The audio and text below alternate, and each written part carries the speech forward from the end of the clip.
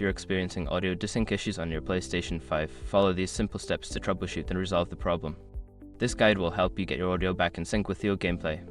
Step 1. Check your HDMI connection. Ensure that your HDMI cable is securely connected to both your PlayStation 5 and your TV or audio receiver. A loose connection can cause audio desync issues. Step 2. Adjust audio settings. Go to the PS5 settings menu, select sound, and then audio output.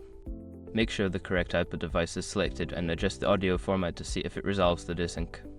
Step 3. Update system software. Check for any available system updates by going to Settings, then System, and selecting System Software. Keeping your PS5 updated can fix bugs that may cause audio issues. Step 4. Restart your console. Sometimes a simple restart can fix temporary glitches. Turn off your PS5 completely, unplug it for a minute, then plug it back in and turn it on. Step 5. Test with different media. Try playing different games or streaming services to see if the audio desync occurs across all platforms. This can help identify if the issue is specific to a certain game or app. By following these steps, you should be able to resolve any audio desync issues on your PlayStation 5. If problems persist, consider reaching out to PlayStation support for further assistance.